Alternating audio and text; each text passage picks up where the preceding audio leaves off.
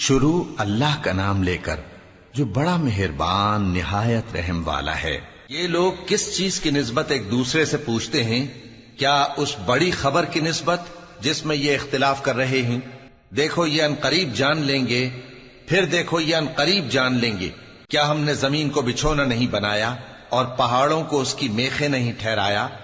اور ہم نے تم کو جوڑا جوڑا پیدا کیا اور نیند کو تمہارے لیے موجب آرام بنایا اور رات کو پردہ مقرر کیا اور دن کو معاش کا وقت قرار دیا، اور تمہارے اوپر 7 مضبوط آسمان بنائے اور آفتاب کا روشن چراغ بنایا، اور نچڑتے بادلوں سے موسلا دھار میں برسایا تاکہ ہم اس سے اناج اور نباتات پیدا کریں اور گھنے گھنے باغ۔ بے شک فیصلے کا دن مقرر ہے، جس دن سور پھونکا جائے گا تو تم لوگ فوج در فوج موجود ہوگے، اور آسمان کھولا جائے گا تو اس میں دروازے ہو جائیں گے، اور پہاڑ چلائے جائیں گے تو وہ ریت ہو کر رہ جائیں گے۔ بے شک دوزخ گھات میں ہے، یعنی سرکشوں کے لیے کہ ان کا وہی ٹھکانہ ہے، اس میں وہ صدیوں پڑے رہیں گے۔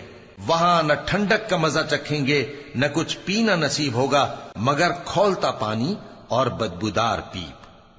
یہ بدلہ ہے ان کے اعمال کے موافق۔ یہ لوگ حساب آخرت کی امید ہی نہیں رکھتے تھے اور ہماری آیتوں کو مسلسل جھٹلاتے رہتے تھے، اور ہم نے ہر چیز کو لکھ کر محفوظ کر رکھا ہے۔ سو اب مزہ چکھو، ہم تم پر عذاب ہی بڑھاتے جائیں گے۔ بے شک پرہیزگاروں کے لیے کامیابی کا گھر ہے، یعنی باغ اور انگور اور ہم عمر بھرپور جوان عورتیں اور شراب کے چھلکتے ہوئے جام۔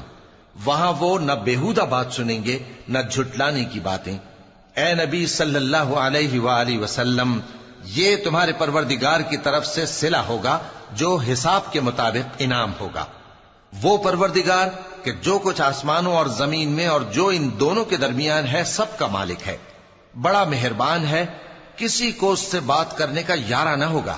جس دن جبریل امین اور دوسرے فرشتے صف باندھ کر کھڑے ہوں گے تو کوئی بول نہ سکے گا مگر جس کو رحمان اجازت بخشے، اور وہ بات بھی درست ہی کہے۔